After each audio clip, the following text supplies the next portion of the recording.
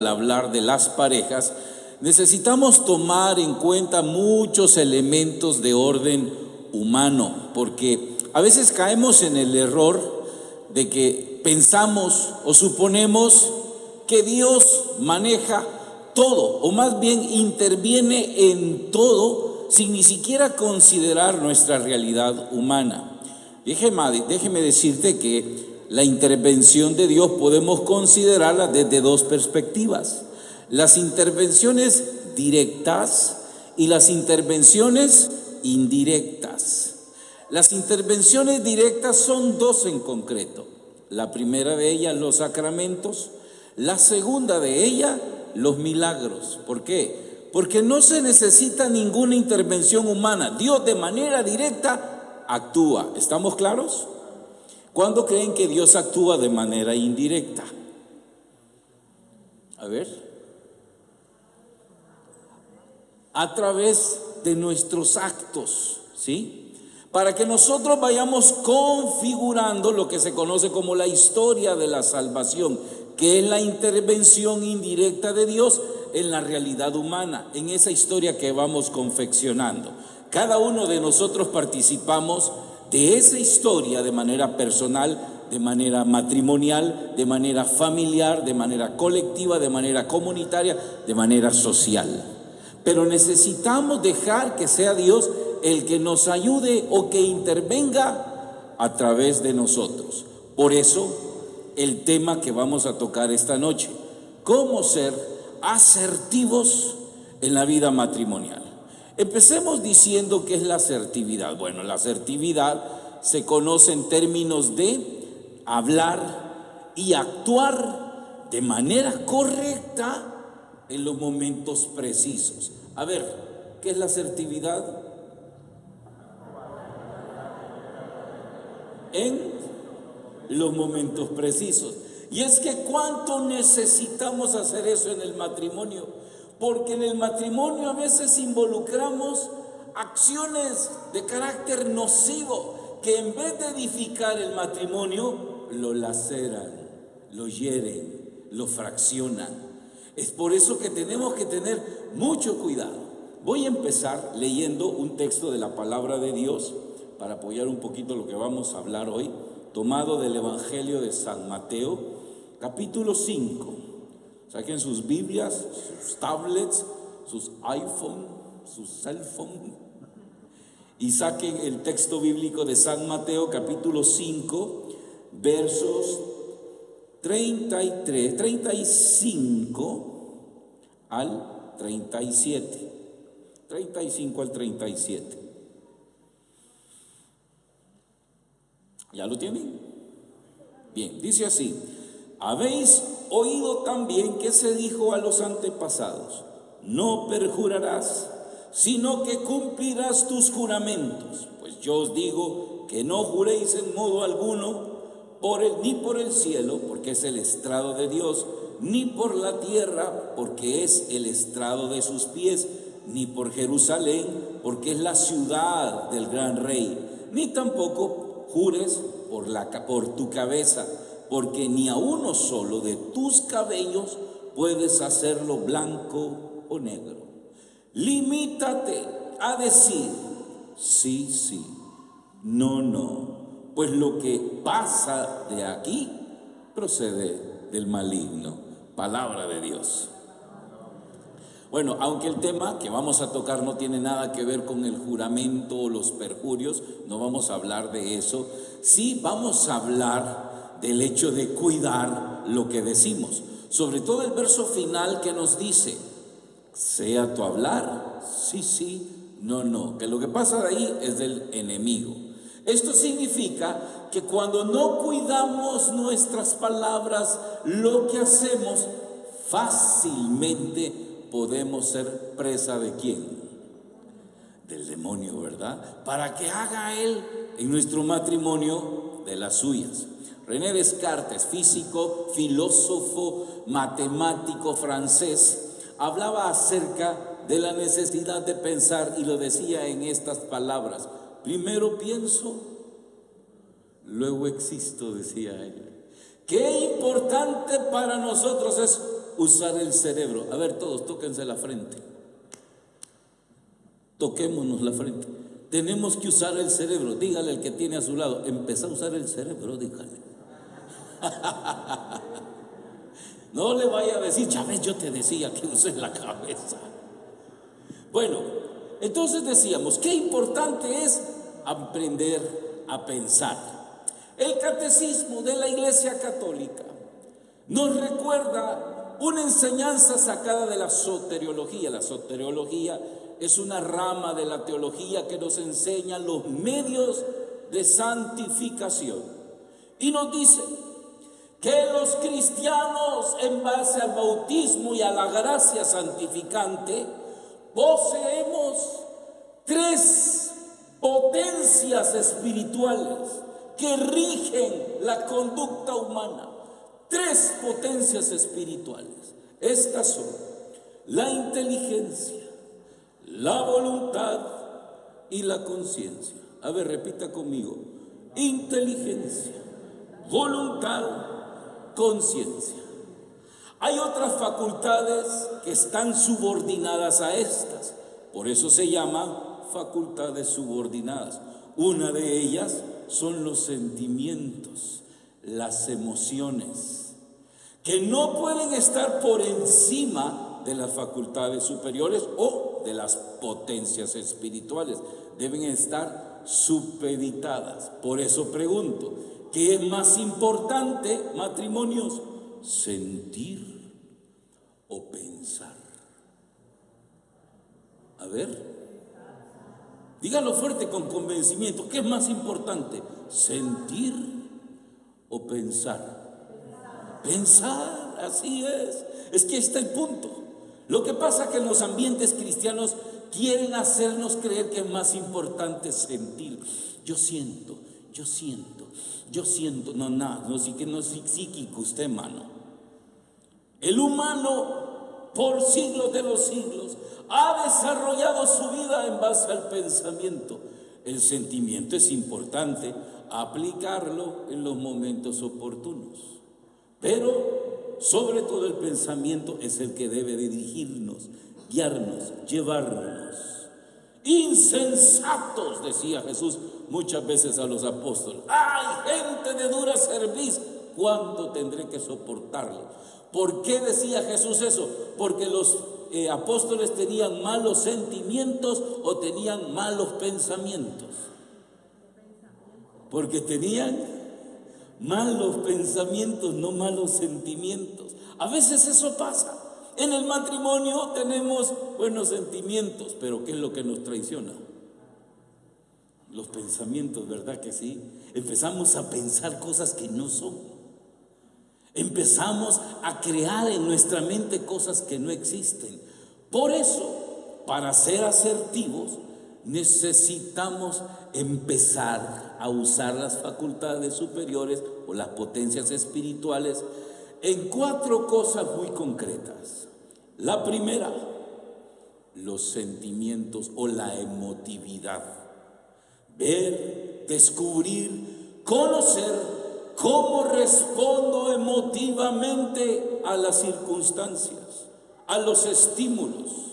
Ay, es que yo soy muy llorona, hermano, me dice una muchacha. Y cada vez que hablo con mi esposo, empiezo a llorar. Ya no puede hablar. Porque empieza que, mira, José, yo quiero hablar contigo, pero ya no pudo hablar. ¿Qué le ganó? La emotividad, ¿verdad? Cuidado, tiene que observarla. A veces nos pasa a nosotros que somos de piedra, no sentimos. No, ya vas con eso, ya vas llorando. Ya, ahí ya vamos mal. Aprende a ser más correcta, ¿verdad? Porque nosotros tenemos que controlar. No, tampoco, si no es piedra usted. Aprender a manejar las cosas. Por eso tenemos que conocer nuestra emotividad. Segundo, nuestra conducta, que son las reacciones precisas que tenemos ante las situaciones de la vida, cómo actuamos. La psicología nos enseña que incluso la personalidad o el tipo de personalidad nos ayuda a responder ante los estímulos. Aristóteles hablaba incluso de 4 tipos de personalidad basados en los fluidos corporales. Hablaba del sanguíneo, del colérico, del flemático y del cuarto, que no me acuerdo. ¿Sí? El melancólico. Hablaba de esos. Y cada uno de ellos tenían velocidades distintas de reacción. Por ejemplo, el colérico, el primero, su reacción es casi inmediata. Como decimos nosotros, mecha corta. Ese es colérico.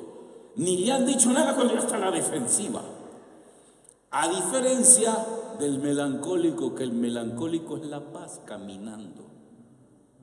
Usted le dice un par de cosas al tipo de ver. Pero cuidado, porque ese es peligroso. Es una olla de presión. Cuando viene a estallar, ese no va a andar con cosas, te va a meter el cuchillo de un solo. El colérico no grita, ya le pasó. Pero el melancólico ahí se la vive guardando, como olla de presión. ¿Sí? Cuidado. Tenemos que conocer nuestra conducta. Por eso me encanta cómo se conoce David Banner. ¿Sí saben quién es, verdad? Hulk. Y les advierte antes de entrar en problemas: cuidado, no soy yo cuando me enojo. Si han visto que dice así, ¿verdad? Yo así le digo a mi mujer cuando quiere pelear: cuidado, no soy yo cuando me enojo, le digo. Te lo advierto. Hay que conocernos, Segundo, el tercer elemento que vale la pena tener presente, estar atentos: los hechos, las acciones mismas, lo que producimos con los otros 2 elementos anteriores. ¿Qué hacemos? Ahora nada menos estaba hablando con una persona que me dijo, lamentablemente su matrimonio se destruyó, y le pregunté: ¿y qué alega su esposo? Que soy muy brava, me dice. Bueno, eso casi todos le decía. Pero ¿cuáles son los hechos? ¿Cómo es usted cuando está, como usted dice, brava? No, pues que cambie el tono. Solo el tono, el volumen también. ¿Qué más? Las palabras que uso. Ay, Dios, dije, ya ni pregunto, ¿verdad? ¿Y qué más? Interviene el cuerpo, empieza a pelear, a golpear. No, ahí ya no. Ok. Es importante conocer cómo reaccionamos, ¿sí? A veces las mujeres en los pleitos pasa que nos empiezan a cucar, como nunca nos han visto violento. ¿Qué? Pégame, cuidadito. Pégame, a ver si te atreves. Y hasta le pegan a uno, ¿verdad? Mi mujer es así. Un día pégame. Y le digo: si te pego vas a salir hasta allá, le dije. Ay, sí, pégame y ya no seas hombre. Precisamente por eso no te pego, porque soy hombre, le dije. Pero es tremendo, los hechos, hay que cuidarlos. Y por último, las consecuencias de los hechos mismos. ¿En qué repercute mi acción? ¿Cuáles son las consecuencias inmediatas? Bueno, cuando logramos visualizar esos 4 elementos, entonces empezamos a ver si somos o no somos asertivos. ¿Qué dijimos que era la asertividad? A ver, la capacidad de decir y hacer dígalo fuerte, las cosas correctas. Esa es la asertividad. Después de haber evaluado estos 4 elementos, entonces ya estoy en posición de saber si soy o no soy asertivo. Hay 2 conductas que hay que evitar cuando queremos ser asertivos. La primera, las conductas pasivas. El que no habla, el que no dice nada, el que deja pasar todo. ¿Y por qué no le dijo? ¿Para qué? Para evitar problemas mejor me callo. No los está evitando, los está incrementando. Ese es el pasivo, el que nunca dice nada. El que lo maltratan, el que abusan de él, callado. Ese no es asertivo, porque todo se lo está tragando y vive en un lago de amargura, con un nudo en la garganta. La otra conducta es la contraria a la pasividad. ¿Cuál sería? ¿Cuál? Agresividad. Este es todo lo contrario. Ese es el que vive a la defensiva. Nomás le dicen algo, que te caiga. Sí, esa conducta también no nos permite llegar a la asertividad. Por eso fíjense y evaluemos todo lo que hemos pasado. Es un proceso mental. El pensamiento se basa en dos movimientos: el análisis y la síntesis. Hágalo conmigo: análisis, síntesis. Ese es el proceso del pensamiento. Y esto requiere tiempo. Analizar y sintetizar, para poder establecer los pensamientos asertivos y actuar de manera correcta. La Biblia, la iglesia, los documentos nos enseñan a imitar a Cristo, a desarrollar una vida parecida a la de Cristo. No en el tema de cuánta distancia ponía Cristo entre su mano y el endemoniado para expulsar un demonio. No. No en el tema de dejarse crecer la barba o andar en sandalias. No, eso no. Imitar a Cristo es imitar su asertividad en los momentos precisos. Hoy vamos a estudiar 5 momentos importantes, asertivos en la vida de Jesús, que nos van a ayudar a nosotros en la vida matrimonial. Va a tomar nota, tomen nota. Primer momento, saquen sus tablets y apunten. Primer momento: controlar nuestra emotividad, tener la emotividad bajo control. La emotividad es la reacción natural del ser humano para manifestar lo que llevamos en nuestro interior. Puede ser alegría, puede ser enojo, puede ser tristeza, pueden ser muchas cosas. El problema es que cuando la emotividad se desborda, se exacerba, generalmente cometemos errores si decidimos, actuamos conforme a la emotividad. ¿No es cierto? Por eso es importante que la emotividad no desaparezca, sino que esté bajo control. Si nosotros revisamos la vida de Cristo, en toda la Biblia vamos a encontrar a Cristo siempre ecuánime. Solo hubo una vez donde Él perdió los quicios. ¿Alguien se acuerda? ¿Cuándo? Cuando estaba en el templo se hartó, ya basta, agarró el cinturón y empezó a darle palo a medio mundo. Fue la única. Pero la mayoría de veces Jesús se mantenía sereno, se enojaba cuando le salían tarados hablándole. O sea que tengo que meterme en el vientre de mi mamá y volver a nacer. Ay, Jesús decía. Nicodemo, maestro judío, ¿no entiendes? Se enojaba. Pero lo bueno es que Jesús mantenía la emotividad bajo control. Cosa que nos cuesta. Ay, hermano, qué difícil está. Sí, por eso es importante relajarse. Cuando peleo con mi mujer, empiezo a contar y le digo: espérame un momento. Salgo a la calle a contar carros. 1, 2, hasta que me pasa.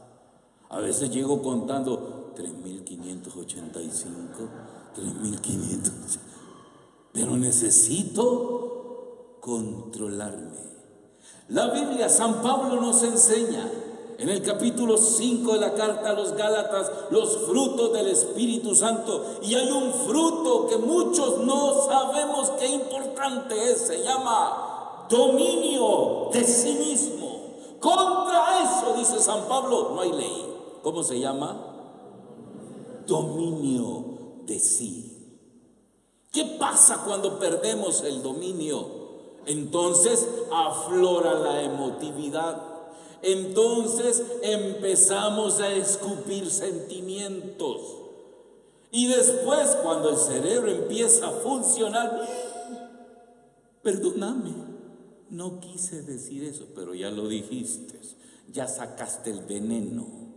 Y dice Jesús, no es lo que entra en el hombre lo que infecta al hombre, sino lo que sale de él. Porque es del interior del hombre donde salen las malas intenciones. De ahí salen. Por eso, antes de escupir veneno, ¿qué debo de hacer? Tragármelo. Porque no sabemos el daño y la repercusión que eso puede generar en mi pareja, si verdaderamente la amo. Es parte del respeto. Hay un principio bíblico, regla de oro, que dice: no hagas al otro lo que no quisieras que el otro te haga a ti. Regla de oro que Jesús no suprimió, sino que la afianzó y la reforzó. No hagas al otro lo que no quieras que el otro te haga a ti. Control. Eso hacía Jesús. Segunda acto que Jesús realizaba: no darle lugar o dejarnos dominar por la tristeza. Ahora está de moda, la gente me escribe a Facebook: hermano Jimmy, ando depre. Usted ni sabe qué es eso.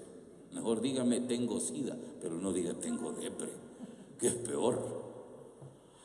La depresión es uno de los males endémicos más satánicos, diabólicos del mundo. ¿Sabe por qué?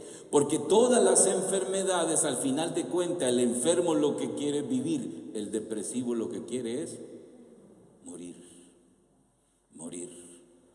Eso es lo que quiere el depresivo. Entonces no podemos nosotros dejarnos guiar por la tristeza o dominar por la tristeza. Paul Etkan era un psicólogo, antropólogo, profesor de la Universidad de San Francisco en California. Decía que la emotividad o la tristeza, más bien la tristeza, es una de las 6 emociones básicas del ser humano que reflejan un estado de decaimiento espiritual. Así dicen los psicólogos. La tristeza es un estado que refleja el decaimiento espiritual. ¿Sí? No solo el hecho de que pequemos, no. El pecar significa nuestra naturaleza corrompida, todos pecamos. Pero la tristeza demuestra nuestro vacío espiritual, que es peor. La misma palabra de Dios, el libro de Eclesiástico dice: no te dejes dominar por la tristeza, porque la tristeza enerva las fuerzas, las debilita, las anula. Entonces es algo con lo que debemos luchar y mantenernos siempre positivos. Le dicen a Jesús: Señor, si hubiera vuelto antes, mi hermano estaría vivo, pero ya lleva 4 días de muerto. Y Jesús se echó a llorar. Sintió tristeza. Es que no es malo sentir tristeza, pero oró. Y su palabra después de orar, ¿cuál creen que fue? Señor, Padre, ayúdame, no sé qué hacer. ¿Fue esa? ¿Alguien sabe lo que dijo Jesús después de esa oración? Dijo: gracias, Padre, sabía que me habías escuchado. ¿Qué hizo con la tristeza Jesús? La controló, la hizo a un lado. La tristeza es uno de los sentimientos básicos, decía Paul Etkan, básicos, que no puede gobernar nuestro corazón porque nos debilita. No podemos mostrar la debilidad al otro, no se puede. Porque lamentablemente en las relaciones humanas aparece un elemento que Carl Jung decía que tenemos oculto, al que le llamamos sombra. Lo peor de nosotros, lo que hasta a ti mismo te da vergüenza que los demás sepan. Así le llamaba Carl Jung. ¿Se acuerdan del doctor Merengue? Aquella tira cómica del señor así bien distinguido que de repente le salía su malvado por ahí. Esa es la sombra de Carl Jung. Cuando vemos a alguien que se está debilitando ante nosotros, lo que menos aflora es la compasión. Justo ayer me decía mi esposa, tenemos un perrito, se llama Peluche, que cuando ella llega hace un relajo, el perro llora, rasca con tal de que le abran para estar con ella. Y me dicen, ya me tiene harta el Peluche, me dice ayer. Y entonces, es que me da cólera, que quiere exigir. Pues mi amor, usted le ha enseñado. ¿Y sabes lo que más cólera me da? ¿El qué, mi amor? Verlo con esa carita de yo no fui. ¿Qué le está aflorando a mi mujer? La sombra. Me da cólera. Hasta una patada le di cuando lo veo con esa carita de... La tristeza, hermanos, lejos de evocar compasión, que evoca en el otro más cólera, más cólera. Hay hombres que adoptan esa postura. Pues sí, claro, como tú ganas más que yo, y yo pues como gano poco, ¿va? Ay, Dios, ¿usted cree que eso mueve el corazón de su mujer? Más cólera le da. Sí, no da compasión, ¿de acuerdo? No hay compasión. Así es la realidad humana, así de torcidos estamos. Bueno, el mismo Señor dice, carta del apóstol, autor, porque no es San Pablo, el autor de la carta a los Hebreos, capítulo 10, verso 38, busquen conmigo, por favor, que no digan que me lo estoy inventando. Hebreos 10, 38. ¿Ya? ¿Ya lo tiene? Amén, hermano Jimmy. Digo, me contesto por salud mental, ¿verdad? 38. Hebreos 10, 38 dice: mi justo vivirá por la fe, mas si es cobarde, mi alma no se complacerá en él. Palabra de Dios. ¿Qué dice Dios con el que se acobarda? Me va a dar compasión. Dice así. ¿Qué dice? Ya no lo miraré con amor. Wow. Dios, cuando tú te pones con la cola entre las patas, pues sí, es que en el perro más seco se arriman todas las pulgas. Ay, Dios, no funciona, hermano, no es esa la manera.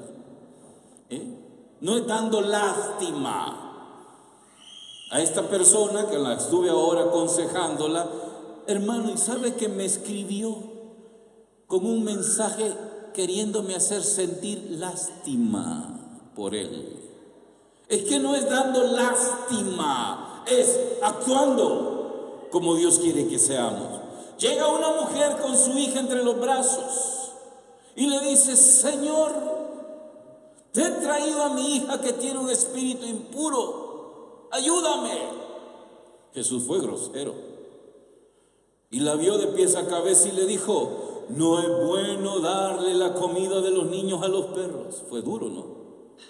Le dijo perra a la tipa que llegó pidiendo compasión. ¿Y qué hizo la mujer? Le dijo: pues sí, así somos los pobres, ¿verdad? Nadie nos quiere ayudar. Dijo así. ¿Qué dijo la mujer? Se paró y le dijo: sí, Señor, es cierto. Pero también los perros comen de la miga que cae de la mesa de los amos. Ay, Jesús se impresionó. Mujer, grande es tu fe. Que suceda como has creído. Qué interesante. Esther, cuando sabía que su esposo el rey iba a matar a todos los judíos, no llegó: ay, mi amor, es que yo quiero a los judíos, ayúdalo. No llegó con esas tonteras. Dice que ese día la mujer se vistió guapísima, toda una reina, llena de esplendor, y se presentó al rey. Y cuando el rey la vio, se enamoró más de su mujer quedó anonadado. La pobrecita iba muerta en nervios, hasta se desmayó en el momento. Pero logró que el rey perdonara a los judíos. Pero llevaba entereza. La tristeza no comulga con la fe. Diga conmigo, la tristeza no comulga con la fe. Amén. No podemos usarla para querer alcanzar nuestros objetivos. Algunas se ponen con Dios: ayúdame, Señor, que soy sola. ¿Y sabes qué cara pone Dios cuando tú oras así? Así, mira. Esa cara pone Dios. Le harta que actuemos así, le cae mal. No ayuda. Tercera conducta asertiva de Jesús: superar, vencer los temores y las ansiedades. La ansiedad y el temor son dos reacciones parecidas al miedo. Son dos reacciones, se parecen. El temor es el miedo a algo objetivo, a algo concreto que sabemos que existe. La ansiedad es el miedo o el temor más bien, miedo a algo que ni siquiera existe. La persona siente miedo y no sabe ni por qué. ¡Uy! ¡Un gecko me va a comer! ¿Cómo te va a comer el gecko? ¿Sí? ¿Hay un temor objetivo hacia el gecko? Es un temor subjetivo. Pero la señora siente miedo al gecko. ¡Ah! Esas son las que son calmadas, pero hay unas que agarran histeria al gecko. Tremendo. ¿Y cómo cuando nos dejamos gobernar por el temor, el otro se aprovecha para manipularnos? Estaba en el año 1990, creo, si no mal recuerdo, en Guatemala. Estaba dando una prédica solo para mujeres y hablaba de la dignidad de la mujer. Entre las cosas que les decía es: si su marido la abusa, la golpea, hermana, usted tiene los recursos legales para defenderse. Métalo preso, no ande con medias tintas, métalo preso, punto. Y así fue. Bueno, te di la charla, me fui. Al año siguiente regresé. Cuando terminé, se acercó una señora, venía con el esposo, y solo vi que le dijo al esposo: quédate ahí, le dijo. Y el fulano se quedó por ahí sentado. Llegó y me dijo: hola, hermano Jimmy. ¿Qué tal, hermana? ¿Cómo está? Yo vine a la prédica que dio el año pasado. Ah, sí, sobre la dignidad. Sí, me dijo. Y por su culpa llegué tarde y me pegó mi marido. Me dijo: calmada, le dije, no me esté echando culpas a mí porque no se fue antes. Porque mi marido me pegaba. Y yo solo miraba al otro y decía: quizás no es este, ya lo cambió. Me pegaba. Ese día me tardé, llegué y me pegó, pero le dije lo que usted dijo: te voy a meter preso. Me pegó y lo metí preso. Llamé a la policía y lo metí preso. 5 veces lo metí preso. Con 5 veces tuvo, ya no volvió a tocarme. Aquí está, mire, vení, le digo. Y va llegando el tipo todo humildito, ¿verdad? Sí, hermano, yo la maltrataba a ella, pero ni parecía el fulano. Fíjese cómo ya lo había cambiado. ¿Cuándo cambió la realidad? Cuando la mujer, ¿qué hizo con el temor? Lo venció. ¿Qué dice la Biblia acerca de esto? Busquemos la carta del apóstol, la primera carta del apóstol San Juan, capítulo 4.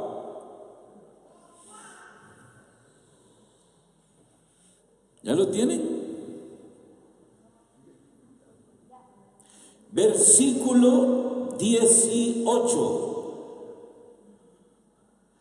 Capítulo 4, verso 18. Dice así: no cabe temor en el amor, antes bien el amor pleno expulsa el temor, porque el temor entraña el castigo. Así que quien teme no ha alcanzado la plenitud en el amor. Palabra de Dios. Quien teme no ha alcanzado la plenitud en el amor. Porque el amor verdadero, ¿qué hace con el temor? Lo echa afuera. Y el primer amor que nosotros no recordamos es: ámate a ti mismo. Así dice Wayne Dyer, el autor del libro Tus zonas erróneas. Nos enseñaron el tema de amar al prójimo, pero no nos enseñan a amarnos a nosotros mismos. Es que no puedes amar al otro si no te amas a ti mismo. ¿Cómo puedes cuidar la dignidad del otro si tú mismo no cuidas la tuya? Por eso el primer amor es a nosotros. No tengas miedo a amarte. Vales mucho, ¿sí? Más de lo que te imaginas. Y debes enseñarle a tu pareja a amarte como tú te amas. Si tú no le enseñas a tu pareja a amarte como tú te amas, él entonces te va a poner un precio. El mundo te va a poner un precio. El mundo te va a etiquetar y te va a decir: tú vales tanto. No vales nada. Y a veces tenemos el cerebro tan suave que decimos: sí, es cierto, no valgo nada. Y nos metemos en ese círculo vicioso de auto-menosprecio. Porque no tenemos las agallas de levantarnos y decir cuánto valemos. Si es que usted no tiene que insultar al otro. Mi esposa es gerente en una empresa. A veces llega a la casa en modo gerente. Sí. Mira, y compraste aquello. Espérese, le dije. Soy su marido, no su empleado, le dije. Es que a veces agarran llave las doñas, ¿verdad? Hay que deschavarlas cuando nomás entran a la casa. Espérese. Y va en este estilo, mire, llega a la casa en este estilo. Sí, claro, cómo no, sí, va. Ok, va, ahí hablamos entonces, va, cuídate, chao. Mira, y le diste a comer al perro. Cuidadito, le digo. Soy su marido, no su empleado. Cambia ese chip. Ay, mi amor, perdóname, es que venía a clavar. Ajá. Ya ve qué importante. Y no tuve que insultarla. No tuve que sacar el gorila. ¿Cómo que vas a darle a comer a... Tranquilo, cuidado. Soy su marido, no su empleado. ¿De acuerdo? Así de sencillo. A una jovencita, bueno, no era una tan joven, que su esposo le estaba poniendo los cuernos. ¿Qué hago, hermano Jimmy? Sírvale. ¿Él ya sabe que usted sabe? Sí, ya sabe, me dijo. Entonces atiéndalo, sírvalo. No se ponga a llorar, ni le empiece a reclamar. No haga como aquellas que dicen: si yo te lavo, te plancho, te cocino. Si eso lo hace la empleada por menos. ¿No es cierto? Consuelo, la asistente que tenemos en casa, me hace todo eso. Nunca me reclama nada. Nunca me dice: ¿a qué hora vas a venir? ¿Con quién vas a venir? No, nunca. ¿Sí? Es más eficiente Consuelo en eso. Tremendo, tremendo. Entonces le dije: sírvale. ¿Y cómo? Sí, sírvale. Atiéndalo. Que descubra que usted tiene un alma, como dice San Pedro, dulce y serena. Entonces dijo la tipa, llegó el marido, noche. Amor, ¿ya comiste? No, mi amor, te voy a servir. Gracias, mi amor. Y ya le sirvió la comida calientita y el tipo: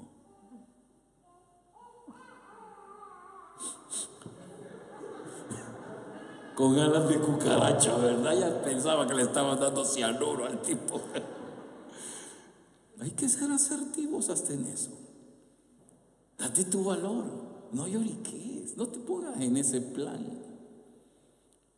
Yo a las mujeres a las que las engaña el marido les recomiendo que vayan a hablar con la amante. Mira vos, me dijo mi marido que hasta lavadora te compró, ¿es cierto? Sí, fíjate. ¿Y cómo hiciste, vieja, que yo no he podido que me compre a mí? Ya desde aquí estoy viendo a unos que empezaron a ver hacia los lados. Cuidadito, cuidadito. Aquella mira apuntando, está acá, palabra, ¿qué está diciendo?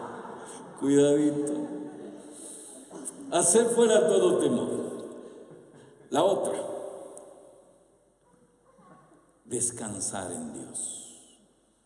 Descansar en Dios es abandonarte a Él. Saber que Dios tiene control de todo. San Pablo en la carta a los Romanos, voy a decirlo rápido porque ya no tenemos tiempo. Romanos 8:28 dice: sabemos que en todas las cosas Dios interviene para nuestro bien. Sabemos, no dice sentimos. ¿Cómo dice? Sabemos que en todas las cosas Dios interviene para nuestro bien.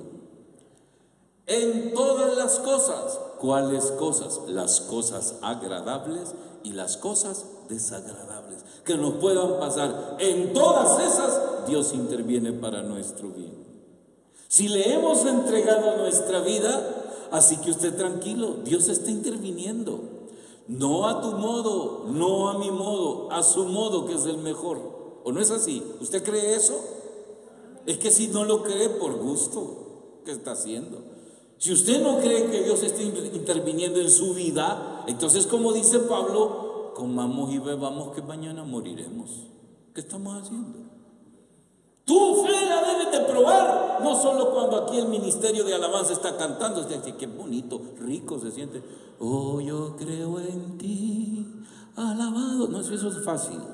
La fe se prueba en el momento decisivo de los problemas, de la crisis. Ahí sí quiero ver, cuando estés en la crisis, empeces, alabado sea Señor, yo confío. Ahí quiero ver.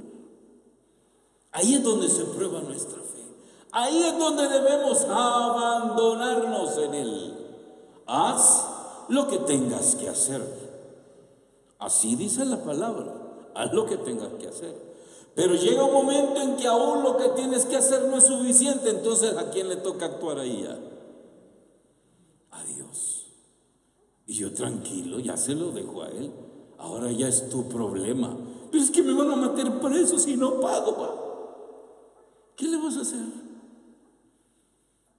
¿Qué le vas a hacer?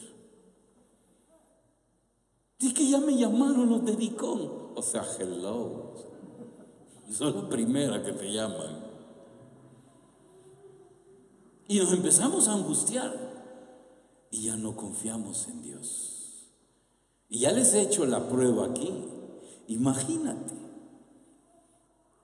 Si tú tuvieras una deuda de $10,000 y si no la pagas el domingo, te embargan la casa. ¿Cómo estarías durmiendo aquí? Ya les he hecho esta prueba y se las hago a los hermanos que están online.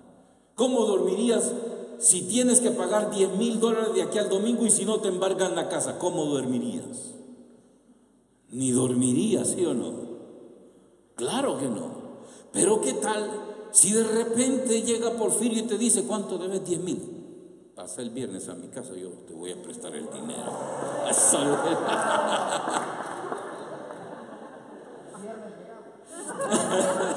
Sin falta. ¿Cómo dormís esa noche cuando aquella te dijo, pasa el viernes, yo te voy a dar el dinero? Entonces ya dormís. Porque aquel te dijo que te iba a dar el dinero. No te lo ha dado. ¿Qué te dio? Una promesa. ¿Y por qué las promesas de Porfirio sí te hacen dormir y las de Dios no? Como le hacen los tenguereches.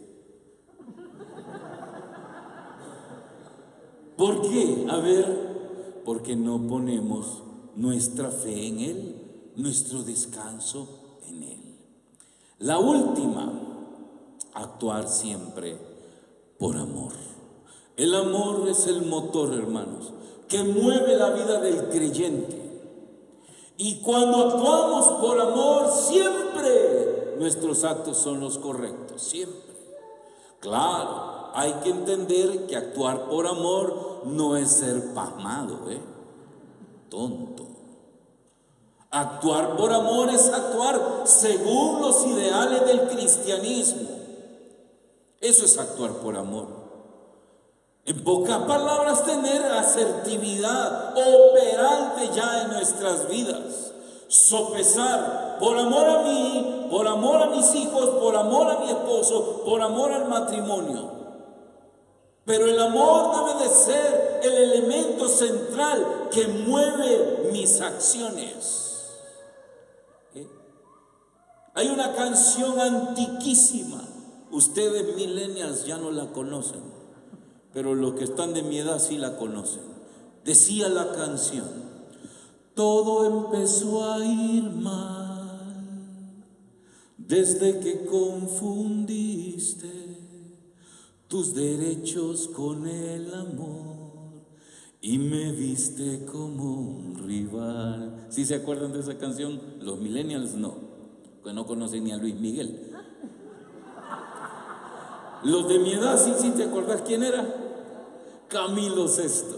Claro, yo no tengo la voz de Camilo, van a disculpar. Pero así decía la canción: todo empezó a ir mal desde que confundiste tus derechos con el amor y me viste como un rival. Eso pasa en el matrimonio. Cuando solo queremos ver los derechos, pero no queremos ver el amor que nos profesamos en el altar, se nos olvida. Y eso va para los dos, sobre todo a nosotros los piedra, que nos la llevamos de que somos grandes machitos y que no nos conmueve nada. Nos olvidamos del amor y empezamos a reclamar derechos solamente, sin olvidarnos de lo esencial. Y así pasa en nuestras relaciones padres e hijos. ¿Qué pasa cuando los hijos se olvidan del amor y solo piensan en sus derechos? Empiezan a decir: es que vos ya no me querés. ¿Ya les ha pasado? A ver, ¿a quiénes les ha pasado? A mí me ha pasado, mis hijos pequeñitos: es que vos ya no nos querés. Sí, por eso a veces me quedo sin hartar para que te hartes vos, porque ya no te quiero, ¿verdad? Por eso en Navidad me quedo sin un 5 para regalarte juguetes, porque ya no te quiero, ¿verdad? Porque empezamos a ver ¿qué? Los derechos y no vemos el amor que nos profesamos, lo que nos une. ¿Sí? El sí que nos dimos no fue movido por derechos, fue movido, y precisamente ese es el centro del matrimonio, por la entrega. Pero, Dios mío, Jesús, ¿están casados todos ustedes por la iglesia? Por la entrega. Estoy dando una ayuda, Dios mío. Por la entrega libre, ¿sí o no? No íbamos coaccionados ni condicionados. Dijimos el sí por amor libremente. A lo mejor como parejas no tenías lo que tienen hoy, pero amor, yo todavía no tengo casa. Y aquella que dijo: no importa, aunque sea debajo del puente, si nos amamos, ¿verdad? Y ahora ¿qué dice? Aquí alquilando todavía me tenés. ¿Te acuerdas? Cualquier parecido con la vida real es pura coincidencia. Amén. Oremos, hermanos, cierre sus ojos, vamos a darle gracias a Dios. Padre bueno, Padre amoroso, gracias por regalarnos, Señor, la dicha de la vida conyugal. Cuando nos casamos y decidimos unir nuestra vida a nuestra pareja, no teníamos idea de lo difícil que era convivir con otro igual a mí, con mi prójimo, compartir el mismo techo, compartir ideales. Y a veces nos hemos dedicado más a hacernos daño que a amarnos. Porque empezamos a actuar de manera impulsiva, emotiva, sin usar el cerebro y ser asertivos en nuestra conducta. Tenemos que imitarte, Jesús, es verdad, tú no te casaste, pero tu conducta refleja la madurez de un ser, de un humano asertivo. Es a eso lo que tenemos que llevar y ponerlo en obra en cada uno de nuestros matrimonios. Es más fácil soltar lo que siento que soltar lo que pienso. Ayúdame, Dios, con la fuerza de tu Espíritu para poder tener ese fruto tan codiciado como es el dominio de sí mismo.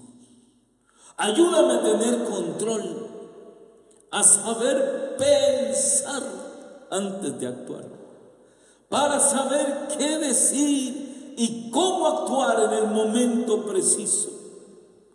Yo declaro, Señor, que soy torpe, me cuesta tener control de mí, pero sé, Señor, que en la medida en que mi relación contigo sea más efectiva, empezaré a tener más control. Ayúdame a recordar siempre el amor que le tengo a mi pareja antes que solo ver mis derechos. A recordar que el sí es una entrega mutua y libre, no condicionada y obligada. A recordar que el sí es para siempre y que día a día debo de luchar, no solo en contra de mi pareja, sino en contra de mi emotividad, que es la que más daño hace. Ayúdame, Señor. Ayúdame a pensar de manera objetiva, a verdaderamente establecer un equipo con mi pareja para que saquemos adelante este regalo que tú nos diste, el matrimonio. Yo quiero pedirte esta noche por todas estas parejas, Señor, y sobre todo estas personas, y a lo mejor no han venido con sus parejas, para que tú derrames la gracia primero de tu amor y de tu espíritu sobre ellos, sanando, Dios, toda herida que se nos haya generado por las actitudes antiasertivas que se han tenido al interior del matrimonio. Señor, que tu gracia libere, limpie, purifique, Señor, todo hito de dolor, de tristeza, de frustración, y nos enseñe, Señor, a tener esperanza de un nuevo comienzo. He aquí que todas las cosas las haces nuevas, Jesús. Renueva nuestros matrimonios, renueva nuestras relaciones conyugales, renuévalas día con día, Señor, para que nuestro matrimonio sea luz de amor, no oscuridad de odio. Ayúdame, Señor, a decir la palabra más difícil de pronunciar: perdóname. Y reconocer que en esa palabra estoy teniendo la conducta y la palabra correcta. Perdóname. Gracias, Señor. Gracias, Padre del cielo, por regalarnos la oportunidad de contar con una pareja. Te pido por los que lamentablemente ya no la tienen o aún no la tienen, para que les dé sabiduría y que sepan conducir su camino. Te pido especialmente por los matrimonios que participaron de este movimiento y que lamentablemente, Señor, fracasaron. Ayúdales, si es posible, a reconciliarse y reencontrarse. Y a los que no, Señor, permíteles y concédeles gracia y sabiduría para saber qué hacer, dónde ir, qué decir a su tiempo. todo, Señor, te lo agradecemos. En el dulce nombre de nuestro Señor Jesucristo, que contigo, Padre, es Dios, vive y reina en la unidad del Espíritu Santo, todo honor y toda gloria por los siglos de los siglos. Amén. Muchas gracias, hermanos.